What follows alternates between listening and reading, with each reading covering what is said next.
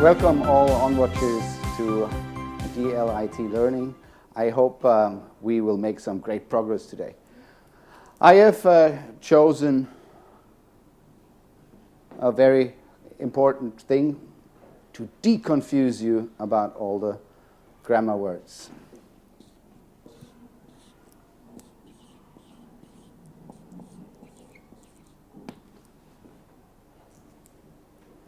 What is that? A sentence.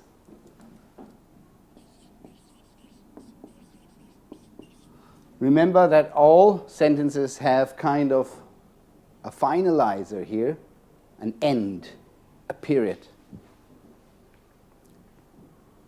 That is a sentence. Isn't it beautiful?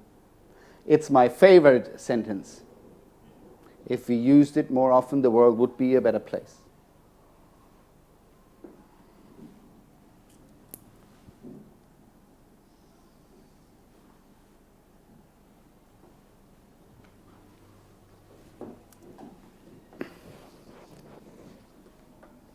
We had a sentence. What do we have now?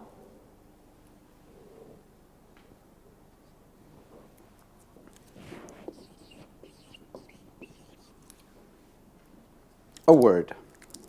So, my dear students, two words for you to learn is sentence and word. Whenever we talk about grammar, we can distinguish, are we talking about a word or are we talking about a sentence? That is one of the big confusing things. So let's look at my favorite word, love, and let's put my favorite sentence there. I love you.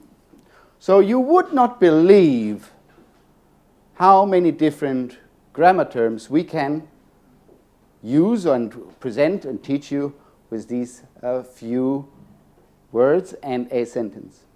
So you must have heard parts of speech. Okay? Parts of speech. And you must have heard of subject, verb, and object. Many have issues with these two lists. Yeah, we have one list is the part of speech, which are namely noun. I should write them: noun, verb, adjective, pronoun, exclamation, determiner, preposition. Maybe I take the adverb there as well. These are all parts of speech. So when we look at the language, we use it in sentences. So, but words are important to learn as well. Only to show you the Bible of that, if I may step out. Okay. Is this a book of words or a book of sentences? You decide. It is whatever you want it to be. There are headwords in it, so mainly it's about words, but there are many example sentences in the dictionary as well. I would like to help you a bit. So we have here in the right sentence here, we have, sorry, I forgot the full stop. We have three functions: the subject, the verb, and the object. This is a very easy sentence, and we can make it even so more difficult, but it's always the same structure in normal sentences. So even if I make a very difficult sentence,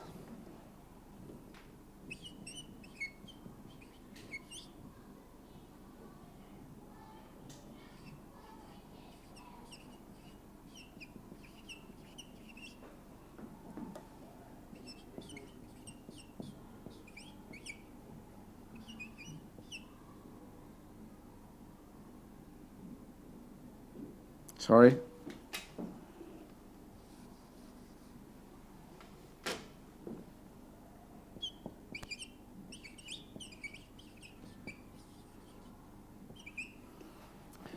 So this is a sentence like the sentence above, and we have each part of the sentence is given here as it is here. Here we have only one word being the subject, but here it's a gerund. The subject is a gerund. The whole term going on holiday is the subject, is still the verb, and great fun is the object. So that I show you for the reasons of distinguishing when we analyze a sentence or when we analyze a word. Now, before I stop this part here, I want to have a look at love. In this case, love is used as a verb.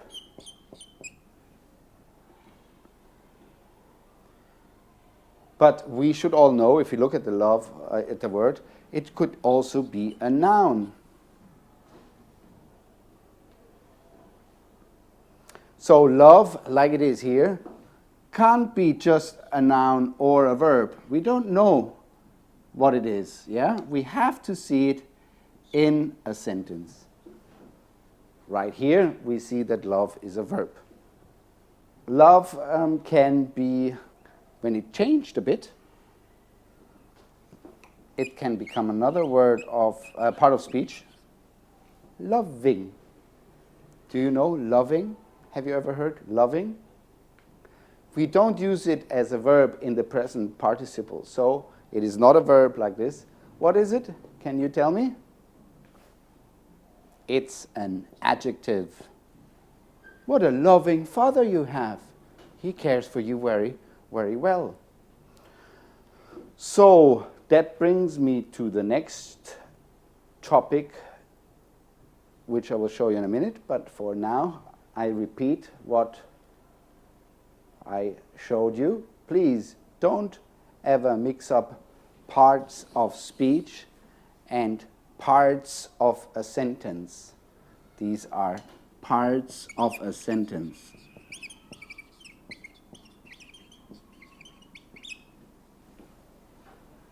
And remember my favorite word and my favorite sentence. Okay, I used love and loving, so I have this little picture for you. What is that? 3 people making it a family.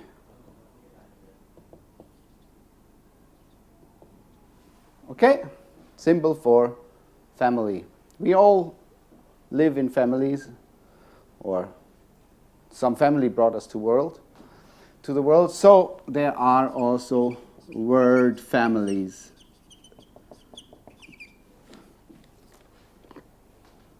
So love is maybe not the best example, but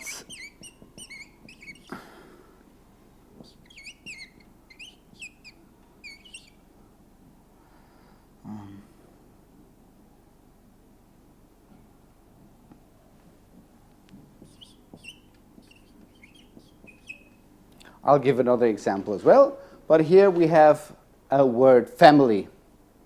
If we learn a word, many times its family members are close to their brothers and sisters in meaning. So if I learn the verb love, I believe it is also great to start learning how to use the noun love. And now a very important tip from me for you to learn as a learner of a language is learn a language in sentences. There's a different approach in other languages where we don't have to make sentences, but in English we make sentences usually to make sense to make sure we understand each other. So, even if we analyze sometimes in words, I always want you to study, I would prefer you to study in sentences. So, we had as a verb before, I love you, but it's easier to make a more difficult example sentence. I love eating at MK. MK is a restaurant in Thailand. However, here we use it as a verb. However, as a noun, my father's love is so important to me. My father's love is so important to me. So you have the love as a noun. Now, we are at the very beginning of our grammar words, so I don't go into analyzing these sentences just yet. But what I want to teach you is word families. So I think that if you go to a dictionary, not all the word family members are always close together, but here we do have them close together. And that is what I think you save yourself a long time. We have adjective and another adjective. I will give you some examples.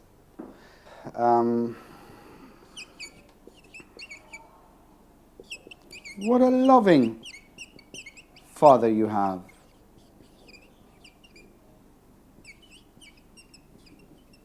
Sorry. Loving gives more detail to the father.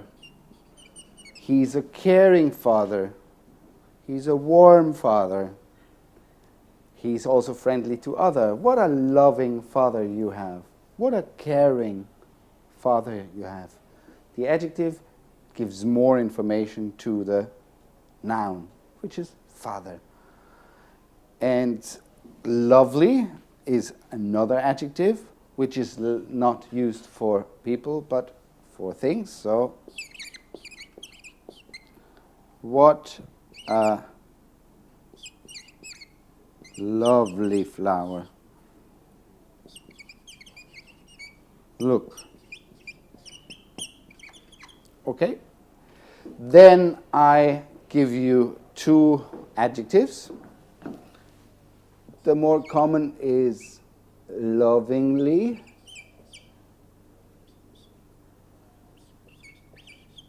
Adverb and lovelily, which is not that often used. So, and you see that lovingly comes more from loving, and lovelily comes more from lovely. So, I think I will not mention this. This is just used in an American dictionary, I've seen it, but it's not that widely used in spoken language. So,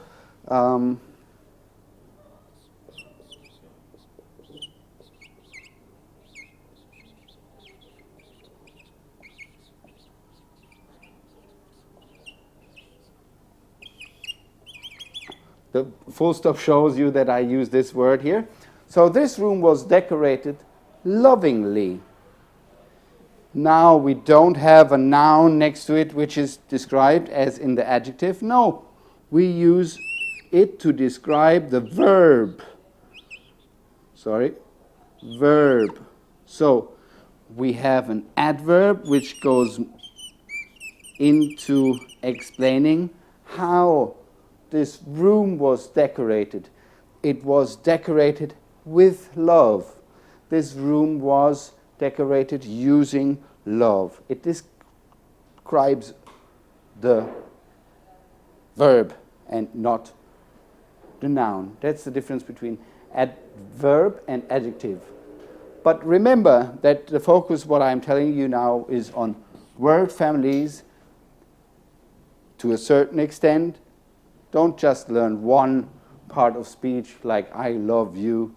Learn the noun with it, so you can save yourself a lot of memory by connecting all words in a word family. I should give you an example why distinguishing parts of speech is very important.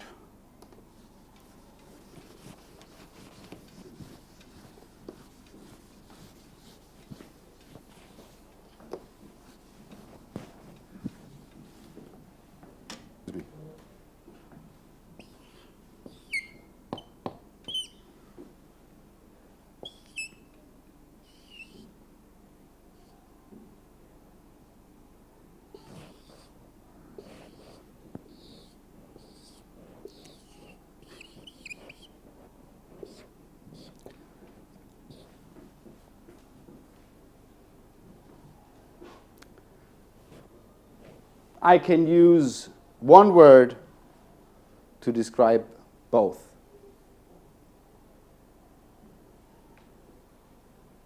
And it's not even a different part of speech. What is this?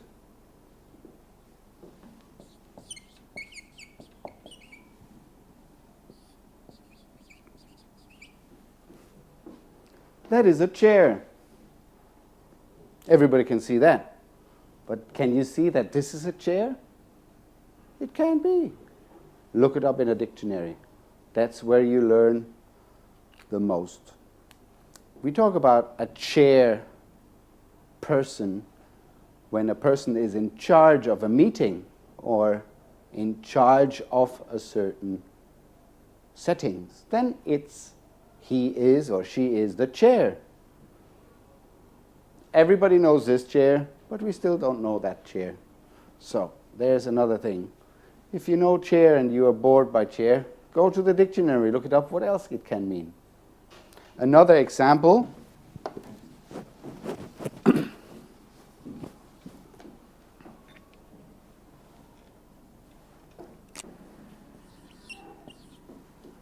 Go.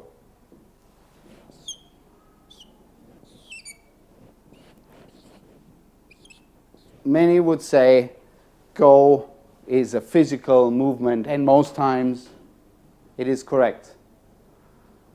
We go to the mall, we can go shopping, go out, or go and talk to him.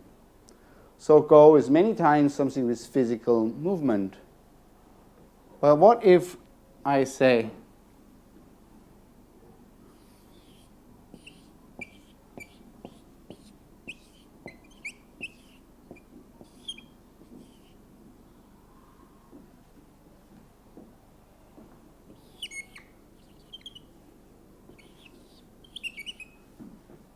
what does go have to do with this picture?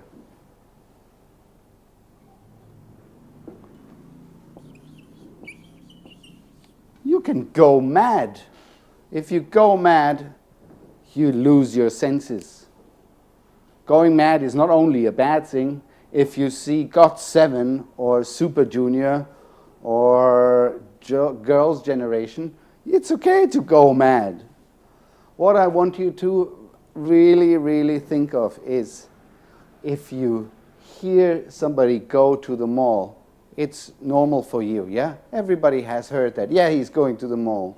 Have you ever heard go mad? You haven't? That doesn't mean that people use it less. In England, or in America, people go mad all the time for good or bad reasons, and I don't want you to be startled if you hear go not as a physical movement, but as in some other kind of idiom or phrasal verb or other kind of language chunk which we use. That was just another tip for you to not only connect a word, any word, with its first meaning. Which brings me to the next step in my lesson, which is meanings. Okay?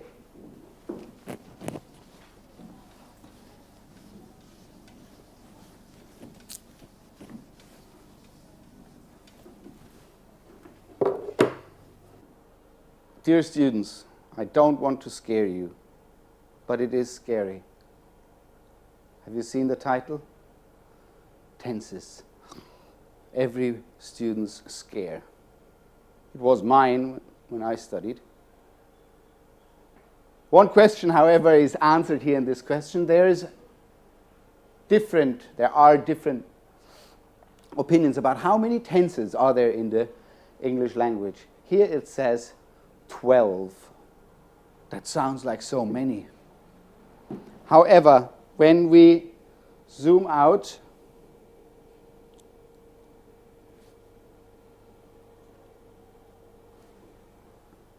it becomes a square or a table, which hopefully makes much more sense than just throwing them each individual at you. So I want to give you the concept of English tenses, and many things is mixed or misunderstood or blown up. We shall, as a good English speaker, we shall know about all these tenses, but most used are probably 4. But all this brushed apart, I want to make sense of it. So, we have, even if we have 12 tenses, what is 12? How much is 12? 1, 2, 3, 4 times 3. 3 times 4 is 12. There we go with 12 tenses. If somebody says there are 13, they probably think of used to as a tense, which is not right or wrong. So used to is not mentioned here, and the going to future is also not mentioned here. Going to and will are both future tenses. So now, in order to structure this table, we have 3 different times. Just always remember, ask yourself, when did it happen? Or when is it happening? Did it happen in the past? Is it happening now? Or is it happening in the future? These are the 3 times. The 3 times. Now we have 4 concepts of tenses. The concepts are here to the left. Simple, continuous, perfect, and perfect continuous. These are the concepts of these tenses. And wherever we go on this grid, we have another tense. What is not here in this sheet is a form. There is no form, but we have beautifully an example sentence of each tense.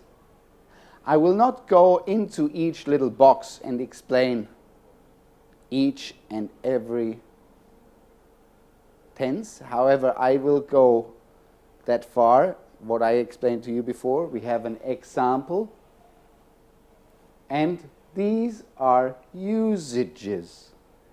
Usages. The usage is a combination of a concept and a time. Here we have the time, and here we have the concept of the tenses. So the combination of those two becomes a usage. Maybe I show you one usage as a representative of the other ones. I am teaching about tenses. I am teaching about tenses is the present continuous sentence. When do we use the present continuous tense? I am teaching about tenses. to indicate an action going on at the time of speaking. But do you see that are two more usages there? And everybody, if you have studied English for some time, you must have seen that if we have a habit, we use present continuous as well. So, let me give you an example which is not covered by this example sentence. That's why I don't like this overview here. It's a very, very good overview for the usages. All the usages are given here, and the form is kind of given to you by the examples. However, I don't like the examples because the examples should be different for each usage. So I've given you another example about me teaching at the moment, at the very moment. And we use present continuous for a habit. So I am going to school by motorcycle is a habitual action which I do every day, and I repeat it uncounted times. So I'm going to school by motorcycle. This is a habit, and it is a complete different usage from the first one. Another usage of present continuous is to indicate temporary action which may not be happening at the time of speaking. I'm studying Thai. I'm not doing that at the moment, but I am doing it for a temporary amount of time. Let's say I have a Thai course for the next 3 months. So I'm studying Thai at the moment for another 2 months. This is the third usage of the present continuous tense. I have now explained only one box, and as I'm only explaining how we use grammar words to talk about grammar, that shall be enough for now. I will give you that overview. That is not my overview, I didn't do it, but I think it is public domain. There are many copies over the internet. I will give you the link to that. And now we are looking at a more sophisticated sheet. Okay, we talked about parts of speech before, and one of the most important parts of speech as well, because we use them probably the most, are pronouns. Pronouns can be quite confusing or are confusing for many learners. First, I will give you the foremost reason why we use pronouns. Let's look at this paragraph. Some of you have read it already. I will read for you. Mr. Ralf is our English teacher. Mr. Ralf isn't beautiful, but Mr. Ralf is very smart. This is Mr. Ralf's classroom. Can you give this to Mr. Ralf? Whether I love my name very much or somebody else does, but using Mr. Ralf all the time, more than once, is just not nice. It doesn't read nicely. It's repetition over and over again. So instead of Mr. Ralf, we can use pronouns. Therefore, I show you that there are different pronouns. If it is in the beginning of the sentence, it is rather a subject, so we use a subject pronoun. He is our English teacher. He isn't beautiful, but he is very smart. Mr. Ralf is not only he all the time. No. This is his classroom. Can you give this to him? Mr. Ralf can be changed into all of the pronouns. Now let me show you a list of pronouns. So, these are all pronouns in a list.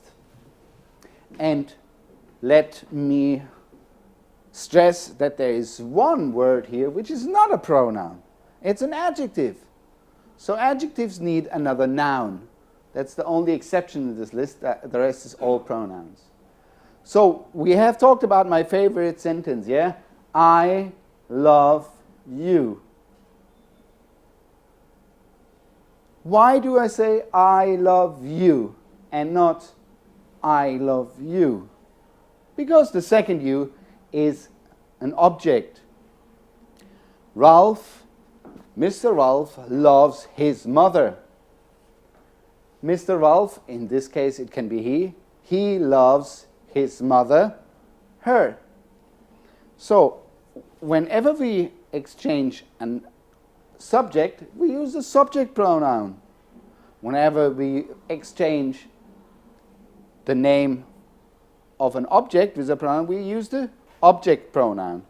So, the easiest sentence to practice that is with give.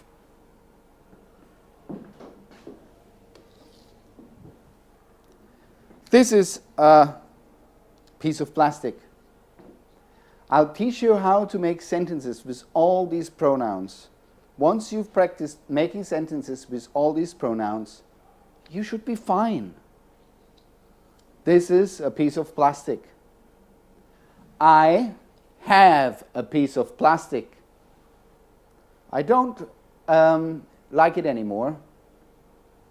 I want to give this piece of plastic to you. Okay, here, take the piece of plastic. Here it is. It's yours now. It's yours now. It's yours now. Oh, I want it back. Please give the piece of plastic to me because it is my plastic. It is mine. I bought it myself. Okay, let us do this again. You can do it with dog, plastic, computer, whatever. So, this is a computer. I have a computer. Give the computer to me. It is my computer. It is mine. I bought the computer myself. So now I explained to you what I just did. Okay? I exchanged my name, Ralph. Ralph has a computer with I. I have a computer. If I need the object, if Mr. Ralph is in the back, say, give this computer to Mr. Ralph. Give it back to Mr. Ralph. Give it back to me. This is Mr. Ralph's computer. This is the only adjective. So remember, an adjective needs a noun together. Beautiful woman, handsome man. Always needs a partner, an adjective. Not always. There's an exception when we use the verb to be. I am handsome. He is handsome. So we are here with the only adjective which we need a subject. This is my computer. Compare it with the pronoun which doesn't need a noun. It is mine. It is mine. No computer needed. It is my computer. It is mine. The word computer is already in the pronoun. I bought it myself. The self-reflexive pronoun we always use if the subject pronoun and the object pronoun is the same person. Did you do the homework yourselves? Did you do the homework yourselves? Did you, which is the subject, do your homework yourselves, which is the object? So I repeated the whole structure, what I want you to learn, and repeat with, let's say, she. She has a doll. It is her doll. Give it back to her. It's hers. She bought the doll herself. Please do it yourselves now. Repeat just the sentence I said.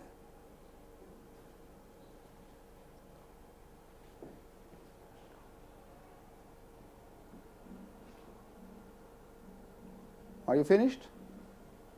I repeat it again. She has a doll. It is her doll. Give it back to no, give her doll to her, actually. And it's hers. She bought the doll herself. You can practice that with any other pronoun. This is my list of pronouns, and for the beginning, it is okay to start with subject and object pronouns and with the possessive adjective, with a noun. My house, your car. My teacher, your teacher. So for beginners, we need only the first 3 columns, so only the subject and object pronoun and 1 adjective. It's not that difficult, is it?